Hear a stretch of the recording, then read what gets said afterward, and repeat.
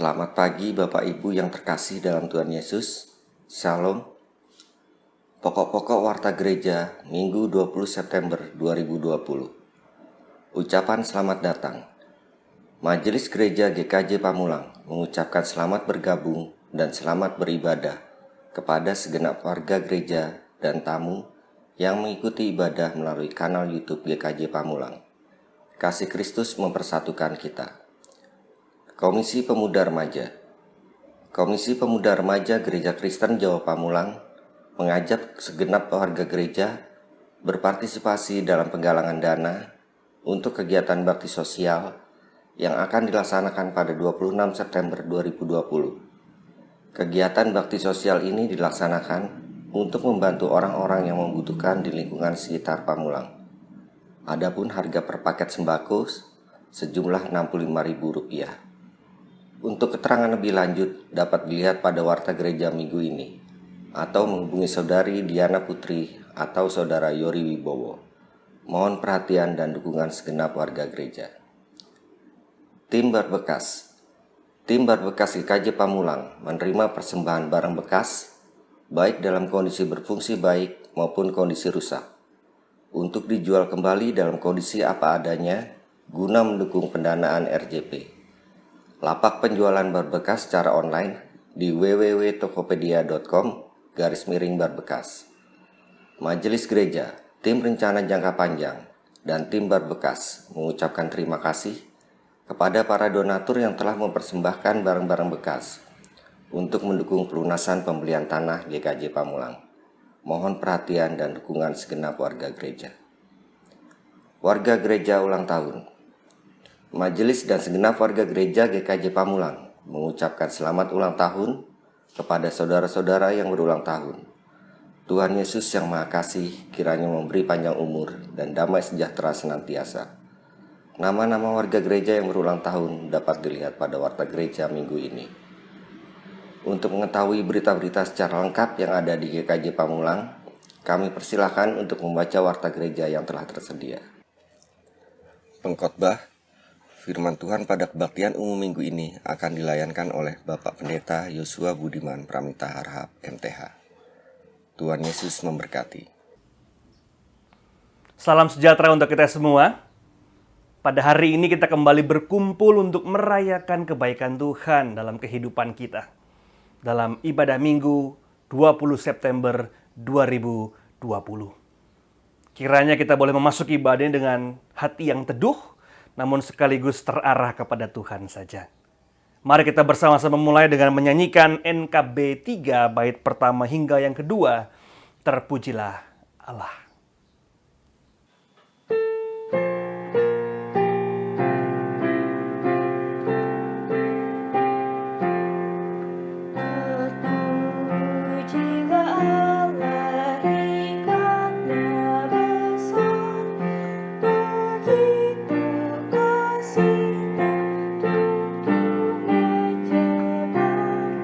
Sehingga dibilang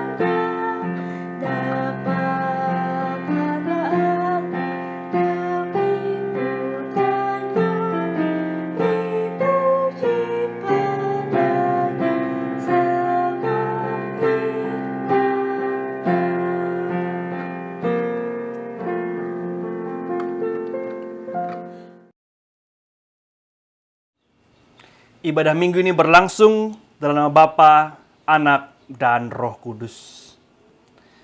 Damai sejahtera dari Tuhan kita Yesus Kristus menyertai saudara.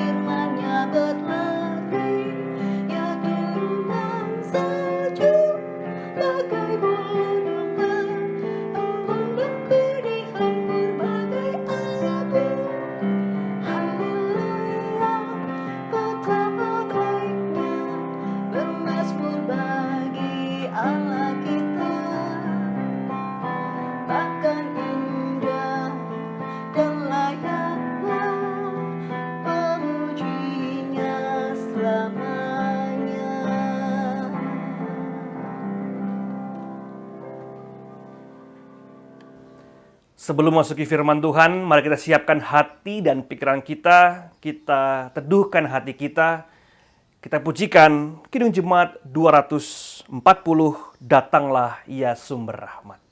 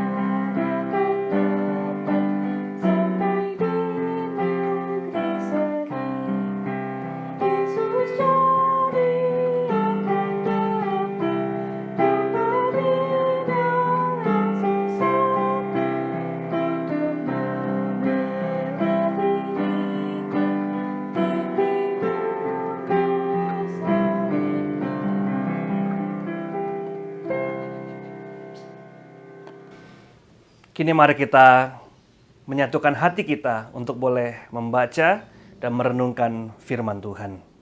Kita berdoa. Ya Allah, pada saat ini kami bersama-sama hendak membaca dan merenungkan firman-Mu yang senantiasa boleh menjadi suluh bagi langkah kaki kami.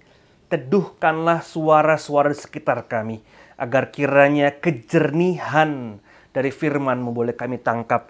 Dan itu semua menolong kami untuk melewati hari-hari kami. Datanglah ya Roh Kudus dan tuntunlah kami pada saat ini. Amin.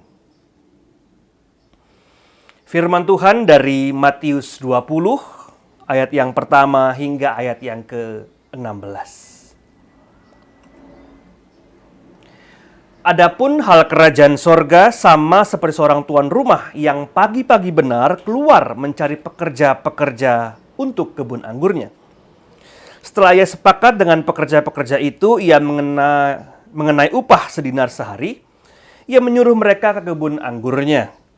Kira-kira pukul 9 pagi ia keluar pula dan dilihatnya ada lagi orang-orang lain menganggur di pasar.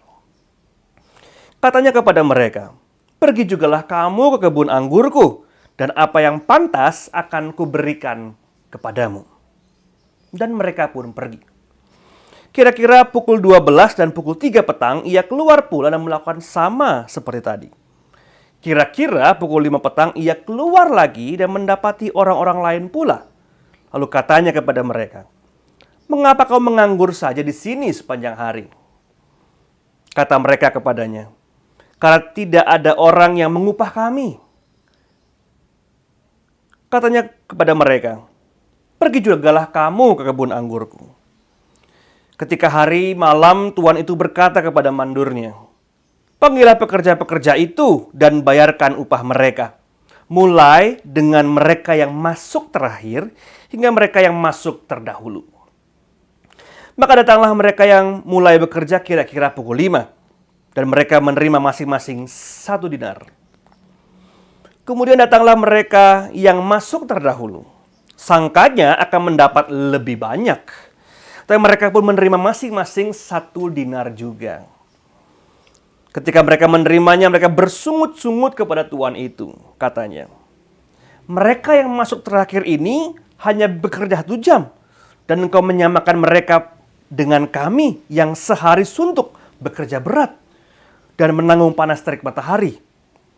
Tetapi tuan itu menjawab seorang dari mereka, "Saudara, aku tidak berlaku tidak adil terhadap engkau. Bukankah kita telah sepakat sedinar sehari? Ambillah bagianmu dan pergilah. Aku mau memberikan kepada orang yang masuk terakhir ini sama seperti kepadamu. Tidakkah aku bebas mempergunakan milikku menurut kehendak hatiku? Atau iri hatikah engkau karena aku murah hati?" Demikianlah orang yang terakhir akan menjadi yang terdahulu, dan yang terdahulu akan menjadi yang terakhir. Demikian bacaan firman Tuhan. Yang berbahagia mereka yang mendengarkan dan memelihara dalam kehidupan sehari-hari. Haleluya.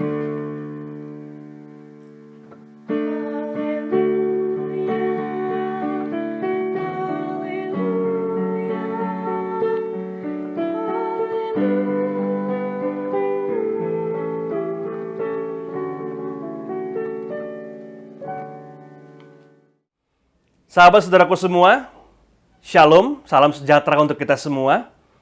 Pada hari ini judulnya memang agak unik gitu ya. Bukan proporsional saja, tapi di depannya saya tambahkan disproporsional. Kata proporsional seringkali kita dengar sebagai sebuah ungkapan yang menunjukkan bahwa ada 2 benda atau 2 hal, 2 situasi yang sama beratnya. Dalam kamus bahasa Indonesia atau padanan kata Thesaurus, kata proporsional itu sama dengan seimbang atau setimbang, jadi adil gitu ya.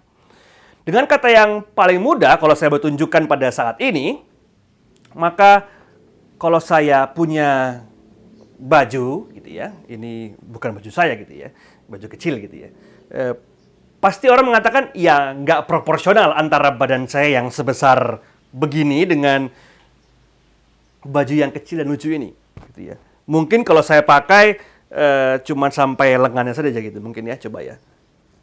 Nah, ini aja udah sempit gitu ya. Iya, nggak cukup. Nggak mungkin saya memakai sebuah baju anak saya yang seukuran anak saya. Itu tidak proporsional antara besar badan saya dengan baju yang kecil ini. Apalagi motifnya lucu, padahal saya tidak lucu lagi gitu ya.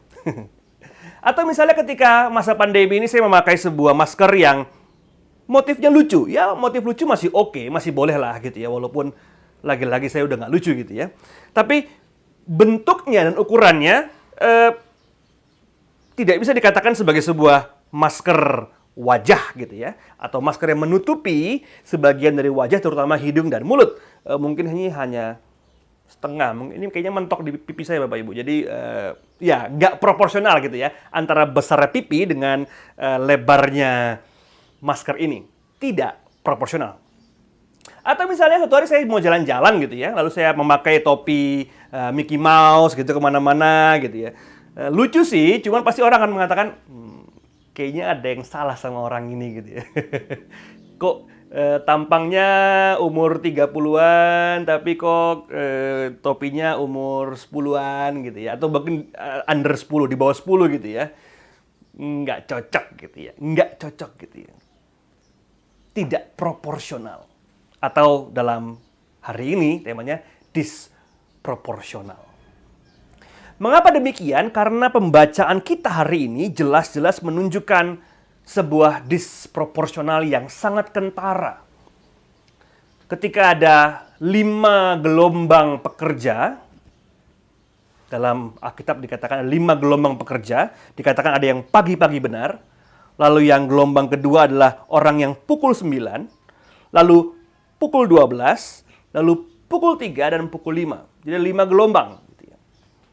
Nah, memakai logika yang sederhana, seharusnya mereka yang paling awal bekerja lebih lama akan mendapatkan upah yang lebih besar dibandingkan mereka yang datang jam 5 sore dan hanya kerja 1 jam.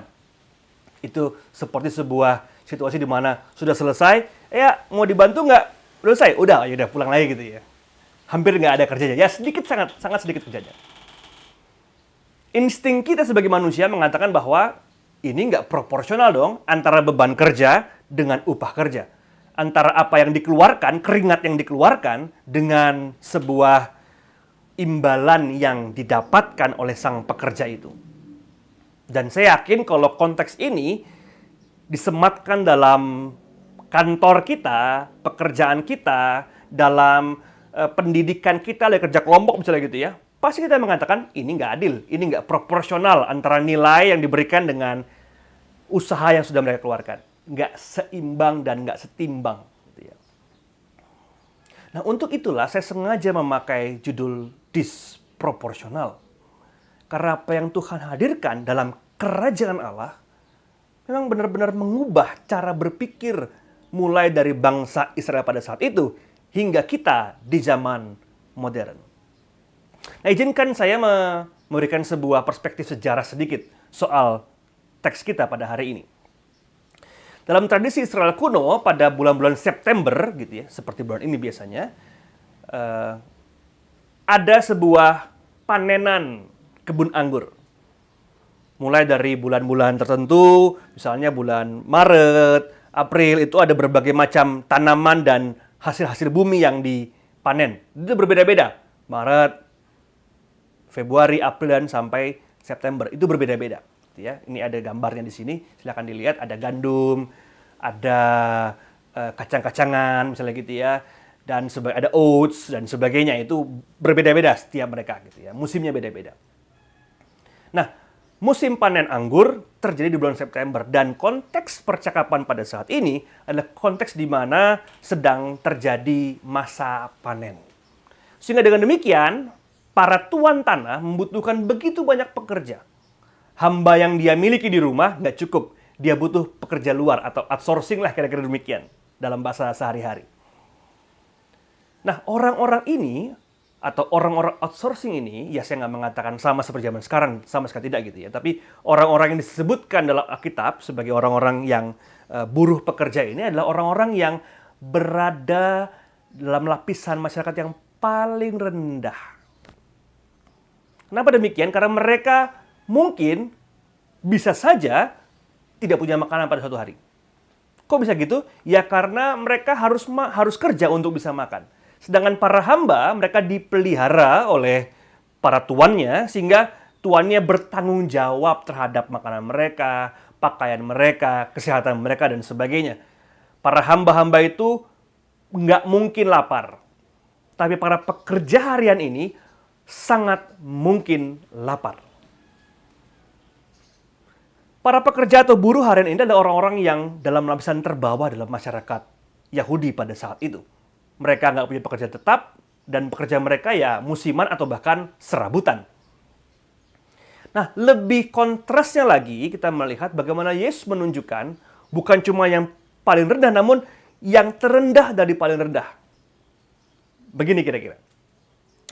Jadi mereka yang dipanggil pada pagi-pagi benar adalah orang-orang yang punya skill. Para pekerja serabutan, katakan demikian, yang kalau kita melihat, oh kayaknya nih orang cocok nih buat kerja di sebuah ladang anggur. Oke, saya pakai. Gitu ya. Oke, saya sewa jasamu. Kira-kira demikian. Nah, semakin kesini, semakin tidak berkualifikasilah orang itu. Tidak punya kapabilitas dan tidak dianggap oleh masyarakat pada saat itu sebagai orang-orang yang punya kemampuan untuk bekerja, bahkan pekerjaan panen anggur sekalipun. Ya, jadi orang yang dipanggil jam 5 tadi adalah orang-orang yang paling bawah dari yang terbawah. Jadi udah bawah lagi gitu ya. Dari mana kita tahu? Alkitab menunjukkan di ayat yang ke-7 dan 8. Dikatakan apa? Kata mereka kepadanya, tidak ada orang yang mengupah kami. Katanya kepada mereka, pergi jugalah kamu ke kebun anggurku. Tidak ada orang yang mengupah aku. Tidak ada orang yang mau memperkerjakan aku. Mereka bukan sebagai kriminal, mereka bukan orang-orang yang tidak bisa dipercaya, namun orang-orang yang dianggap tidak punya kapabilitas dan kemampuan untuk bekerja kasar sekalipun, bekerja sederhana sekalipun, seperti sebuah panen anggur. Mereka nggak punya pekerjaan. Nah, saudaraku, pada saat ini kita melihat di ayat 7 tadi, tidak ada yang mau mengupah aku. Pernahkah kita mengalami sebuah situasi di mana kita mengatakan, tidak ada yang menginginkan aku? Tidak ada yang mau memilih aku gitu ya. Ketika kecil, tubuh saya agak gempal gitu ya, berisilah gitu ya, agak lebih halus gitu. Jadi kalau main bola biasanya, saya terakhir dipilih gitu ya. Karena dianggap nggak punya kemampuan untuk main bola gitu. Ketika SD masih lucu-lucunya gitu ya. Agak berisi, gempal gitu. Sehingga ini kayaknya nggak bisa lari anak ini gitu ya. Masa saya pilih malah ntar kebalik bola sama anaknya kebalik gitu ya. Tapi kira-kira demikian. Orang yang terakhir dipilih. Orang yang kalau kita milih tim gitu ya. Kayaknya nih orang saya nggak memilih gitu ya. Yang buruk dari yang terburuk, kalau bisa jangan ada dia di kelompok saya. Itulah orang-orang yang dipilih di jam 5 sore. Yang dipinggirkan dan diasingkan oleh masyarakat. Nah, saudaraku semua, di ayat 8, seperti saya katakan tadi, menjadi sebuah kontras sekali, bukan cuman dikatakan bahwa Tuhan mempekerjakan mereka atau Tuhan telah mempekerjakan mereka, namun juga dikatakan apa? Panggillah mereka dari yang paling belakang terlebih dahulu. Dari yang jam 5 terlebih dahulu, akan saya berikan upah itu kepada mereka. Wah, ini menjadi sebuah tamparan yang sangat keras kepada orang Israel. Jadi kalau kita menempatkan diri kita sebagai seorang pendengar pada zaman itu, orang Israel dan orang Yahudi sebagai bangsa yang terpilih, katakan demikian. Lalu Tuhan katakan, no, kamu bukan menjadi yang pertama, tapi kamu yang terakhir nanti. Kayak, kok saya jadi yang terakhir? Kan saya menjadi bangsa yang terpilih. Kok tiba-tiba saya menjadi terakhir? Namun justru Tuhan mengatakan orang-orang yang paling rendah dalam masyarakatmu, itulah yang akan pertama kali mendapatkan upahnya. Siapakah mereka pada zaman itu? Para orang-orang yang penyakit kusta, orang yang lahir dengan disabilitas, janda-janda yang dianggap negatif oleh pada saat itu, gitu ya, dan sebagainya. Orang-orang yang terpinggirkan. Dan tamparan yang begitu keras ini seakan-akan mengatakan kepada bangsa Israel bahwa statusmu sebagai bangsa terpilih bukan membuat kamu menjadi orang yang paling depan. Tidak otomatis engkau menjadi sebuah VIP, seorang VIP dalam kehidupanmu. Dan bukankah ini sebuah arus yang seringkali ada dalam kehidupan kita pada saat ini? Jalur khusus, VIP, very important person. Waduh. Ketika sudah ada tag VIP-nya, langsung bisa jalan tol, cepat gitu ya. Atau VVIP. Very, very important person. Atau ada nggak sih begitu? Saya juga nggak tahu juga gitu ya. Tapi sering kali dalam kehidupan kita, kita melihat ada VIP dan non-VIP. Kelas 1, kelas 2, kelas tak berkelas gitu ya, kira-kira demikian. Kita hidup dalam struktur yang terkadang merendahkan yang lain demi meninggikan yang lain. Tuhan Yesus berkata kepada kita, justru yang terpinggirkan itulah, yang seringkali berada di bawah itulah, mereka akan mendapatkan upahnya terlebih dahulu. Nah, saudara kasih, itu hal yang pertama yang mau saya coba tunjukkan pada ayat pembacaan kita pada hari ini. Bahwa apa yang Tuhan inginkan dalam kehidupan kita, apa yang Tuhan lihat dalam kehidupan kita, itu bukan apa yang kita kenakan. Jadi kalau dengan mudah saya bisa katakan bahwa kerajaan Allah itu ibarat ketika kita bertemu muka dengan Tuhan, Tuhan katakan, "Hei, apa yang kamu bawa itu tinggalkan. Biarlah dirimu apa adanya yang menghadap kepadaku. Biarlah dirimu apa adanya masuk ke dalam kerajaan surga. Sisanya, tasmu yang berkilo-kilo dengan harta, tahta, jabatan." Wah, ini dangdut gitu ya. Tinggalkan. Itu tidak berlaku di tempat ini. Tapi yang berlaku adalah hukumku. Yang terkadang di matamu sebuah disproporsional. Nah, saudara kasih, pada hari ini hal yang kedua yang mau coba saya angkat bukan sekedar Tuhan menunjukkan ketidakadilan dan bagaimana Dia menempatkan diri bersama dengan orang-orang yang sering dipinggirkan. Namun juga kita melihat bagaimana mereka yang mendapatkan dan menjadi yang pertama itu, orang-orang yang berkualifikasi itu, orang-orang yang punya kapabilitas itu, ternyata adalah orang-orang yang motivasinya keliru.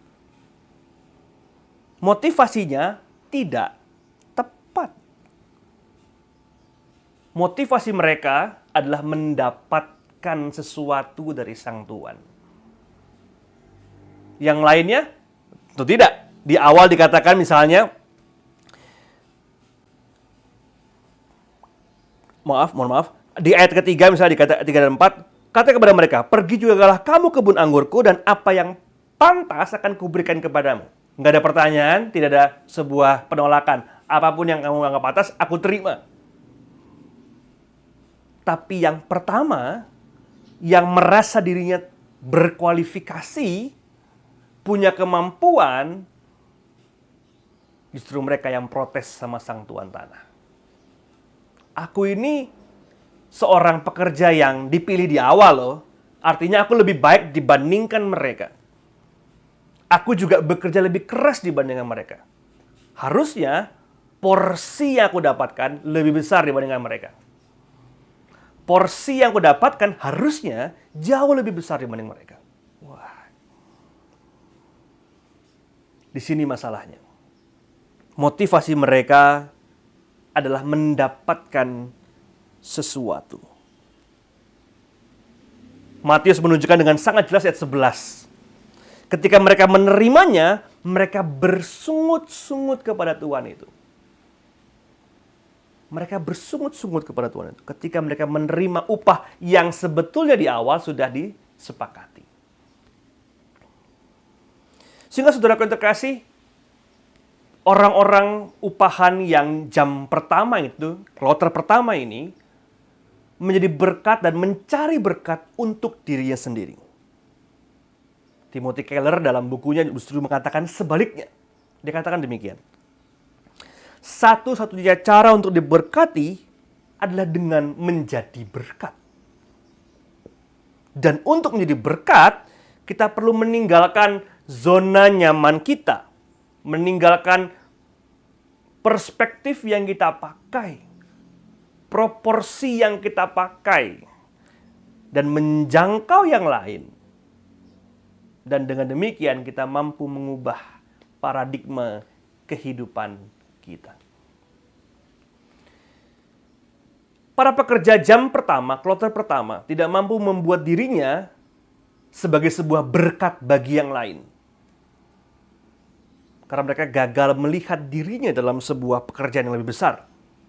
Toh kamu dipanggil untuk bekerja di kebun anggur kan? As simple as that. Bukan bekerja untuk memuaskan dirimu saja. Namun kau bekerja untuk Tuhan yang memanggil kamu untuk bisa bekerja di kebun anggur. Untuk itulah, Timothy Keller meneruskan, faktor penting perihal kerajaan Allah bukanlah masa lalu kita, siapa kita, gelar yang kita pakai, dari mana asal sekolah kita, dan seterusnya, tetapi karya Kristus yang lampau, artinya kematian dan kebangkitannya. Bukan our past, but Christ past. Untuk itulah karya Kristus nyata karena ia membuka jalan yang buntu, mata yang terpejam, tangan yang terkatup, dan telinga yang tertutup. Karya Kristus menjadi sangat penting yang sudah terjadi sebelum kita ini sebagai sebuah anugerah Allah itu. Sebagai anugerah yang mengubah segalanya. Grace that change everything, kata Timothy Keller. Kata Tim Keller. Ya, anugerah mengubah segalanya. Dia mengubah, seharusnya gitu ya, mengubah pekerja yang berkualifikasi itu dengan memberikan dirinya bagi yang lain. Dia mengubah yang di bawah mendapatkan pengakuan, namun juga bagi yang pertama untuk memberikan pertobatan. Sehingga anugerah memang bekerja dengan cara-cara yang berbeda untuk setiap orang. Saya ulang, anugerah bekerja dengan cara yang berbeda untuk setiap orang. Bagi mereka yang di atas, yang terkadang memiliki sebuah kesombongan tertentu, maka anugerah bekerja sebagai sebuah pertobatan.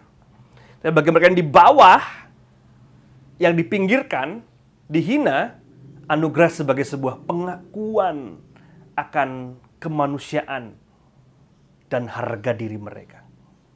Akan dignity yang sering kali mereka tidak miliki, bahkan dilupakan oleh banyak orang.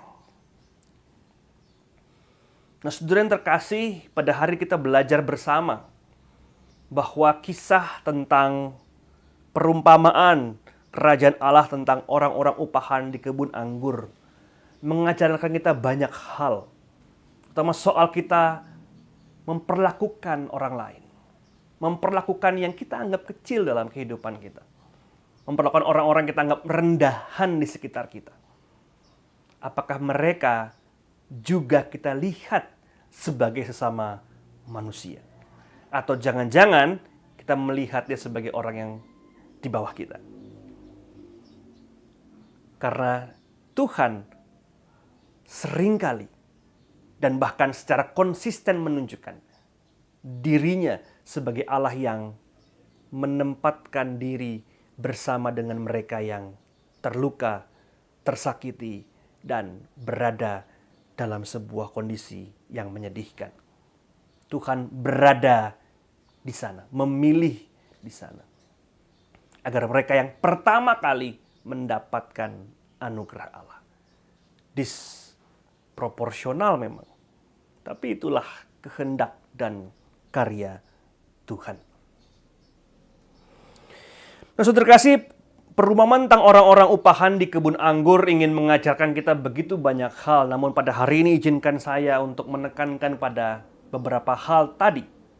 Bahwa bukan saja dia bicara mengenai perihal konteks orang-orang rendahan, bukan cuma bicara mengenai pertobatan bagi mereka yang berada di atas dan motivasi yang keliru dalam bekerja dengan Tuhan. Namun juga kita bicara mengenai kerajaan Allah, perihal sebuah undangan. Dan sebagai sebuah undangan, kita diundang oleh Allah. Baik itu undangan pertama, undangan kedua, undangan ketiga, undangan keempat maupun undangan kelima. Semuanya diundang mendapatkan makanan yang sama, memasuki pesta yang sama, memasuki kondisi yang sama di dalam perayaan kebaikan Allah itu. Agar pada akhirnya semua orang berada dalam kondisi yang sama. Sehingga jangan takut jika dikatakan, orang Kristen harus menjadi kepala bukan dengan ekor, bukan jadi ekor gitu ya. Saya pikir, namanya sop butut juga enak gitu ya. Mahal lagi gitu ya. Kenapa harus takut?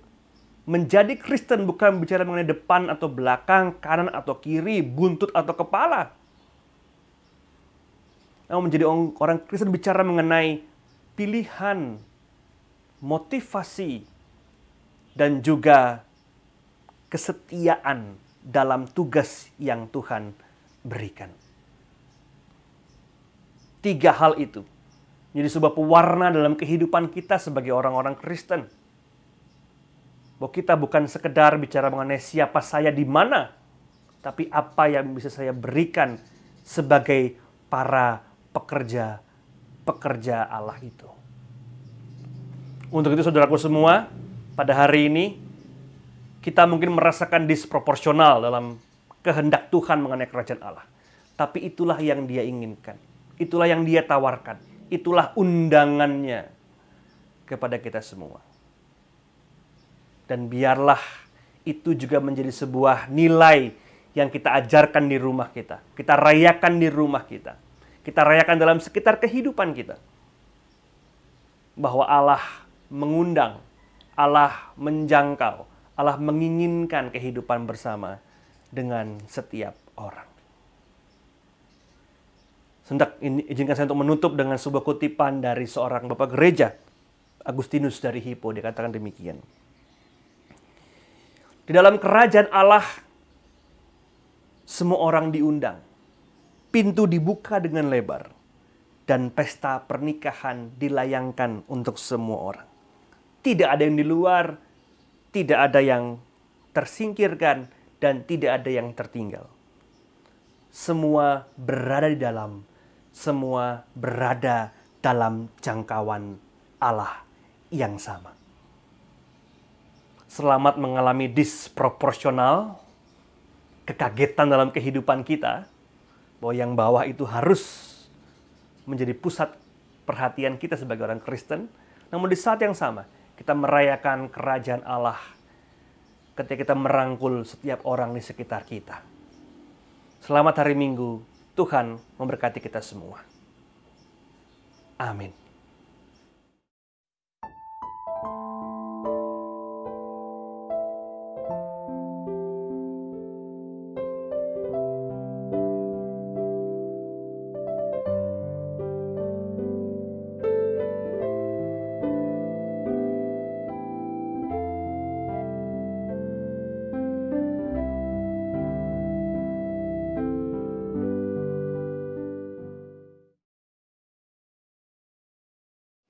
Kini bersama-sama dengan jemaat segala abad dan tempat, mari kita ikrarkan pengakuan iman rasuli kita dengan mengatakan, Aku percaya kepada Allah, Bapa yang Maha Kuasa, Khalik langit dan bumi, dan kepada Yesus Kristus, Anak yang tunggal Tuhan kita, yang dikandung dari Roh Kudus, lahir dari darah Maria, yang berita sengsara di bawah perintahan Pontius Pilatus, disalibkan, mati, dan dikuburkan, turun ke dalam kerajaan maut. Pada hari yang ketiga, bangkit pula dari antara orang mati, naik ke sorga, duduk sebelah Allah Bapa yang Maha Kuasa. Dan dari sana Ia akan datang untuk menghakimi orang hidup dan yang mati. Aku percaya kepada Roh Kudus, gereja yang kudus dan am, persekutuan orang kudus, pengampunan dosa, kebangkitan daging, dan hidup yang kekal.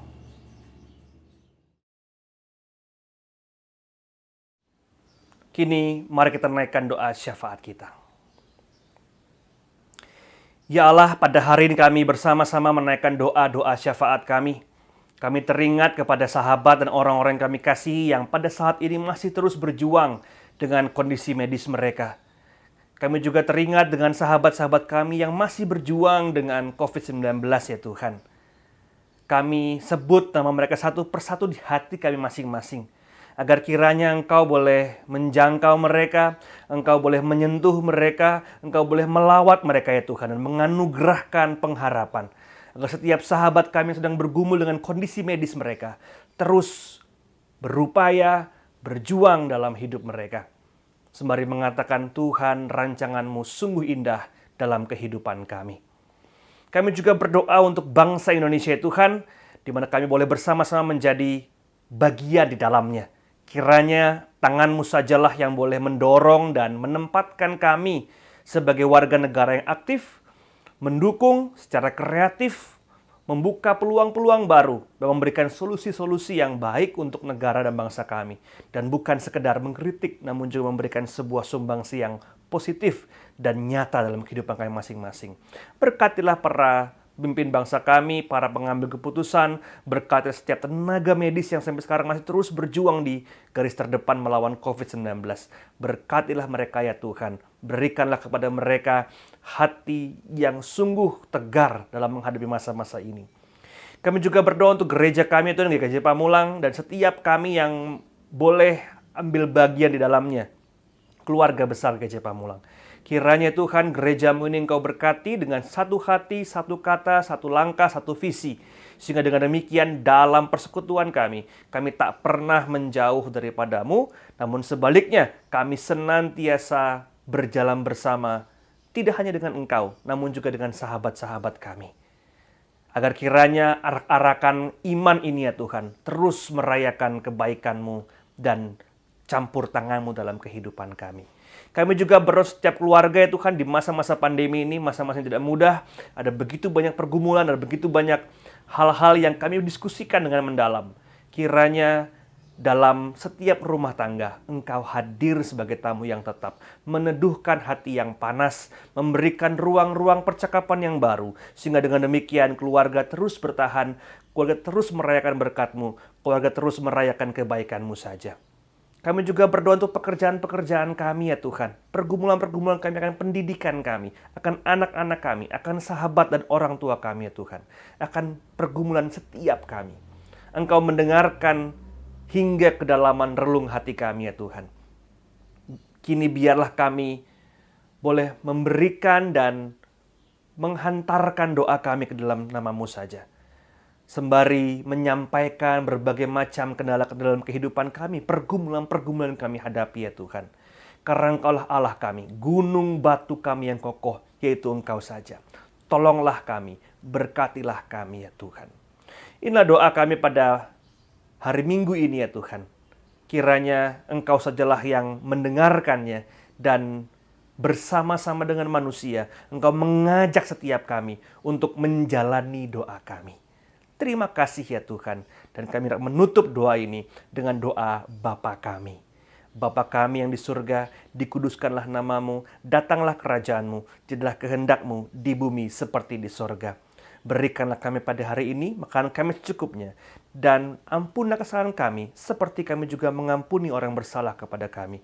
Dan janganlah mau kami ke dalam pencobaan, tapi lepaskanlah kami daripada yang jahat. Karena Engkau-lah punya kerajaan, dan kuasa, dan kemuliaan, sampai selama-lamanya. Amin. Sahabat dan saudaraku semua, kini kita akan memberikan dan menghaturkan persembahan kita. 1 Petrus 2 ayat yang kelima. Dan biarlah kamu juga dipergunakan sebagai batu hidup untuk pembangunan suatu rumah rohani, bagi suatu imamat kudus, untuk mempersembahkan persembahan rohani yang karena Yesus Kristus berkenan kepada Allah. Kita pujikan Kidung Jemaat 393, Tuhan betapa banyaknya.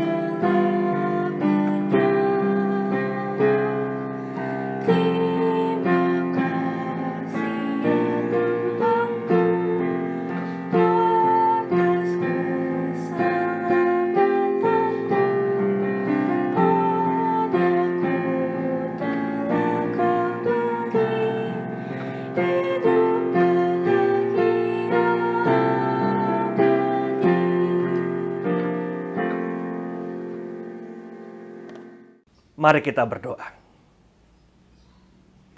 Ya Allah, inilah persembahan kami yang boleh kami haturkan di hari ini. Namun kami percaya persembahan kami yang sejati adalah hidup kami, ibadah kami melalui tutur kata dan tindakan kami sehari-hari ya Tuhan. Biarlah hidup kami menjadi sebuah contoh yang baik untuk sahabat dan saudara-saudara kami. Menjadi sebuah cahaya bagi orang-orang di sekitar kami ya Tuhan. Jadikanlah hidup kami sebagai sebuah persembahan yang mengharumkan nama-Mu saja. Dan kami juga bersyukur akan setiap pekerjaan kami yang mendatangkan pendapatan dan roti di atas meja kami. Kiranya setiap pekerjaan yang kami miliki juga Engkau berkati ya Tuhan. Berbagai macam tantangan pasti ada. Namun kami percaya Engkau, Tuhan kami, akan senantiasa menolong, menuntun bagi setiap kami yang membuka hati kami dan pasrah terhadap tuntunan-Mu saja. Terima kasih ya Tuhan. Di dalam nama Bapa dan Putra dan Roh Kudus. Amin. Pujian penutup Kidung Jemaat 428. Lihatlah sekelilingmu.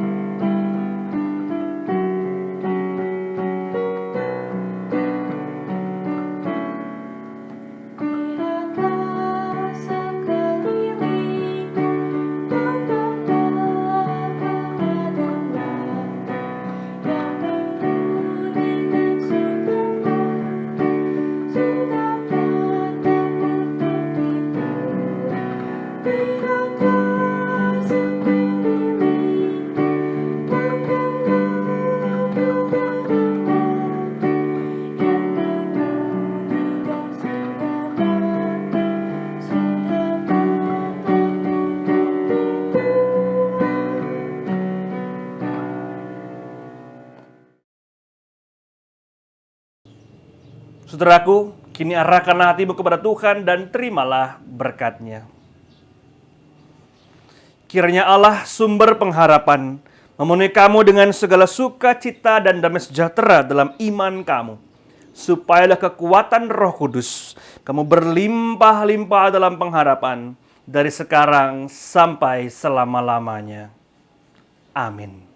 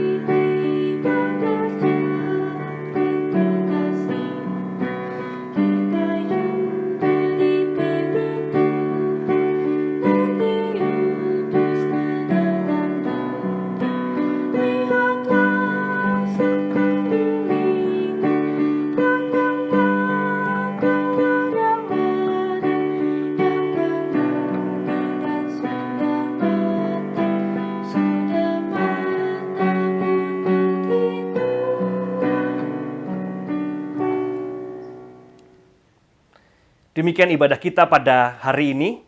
Kiranya Tuhan boleh memberkati kita, namun juga kita boleh menjadi sebuah berkat bagi yang lain. Ketika kita mulai mengubah cara pandang kita, merangkul yang lain, dan merayakan kebaikan Tuhan bersama-sama dengan sahabat dan orang-orang sekitar kita. Selamat hari Minggu, Tuhan memberkati kita semua. Amin.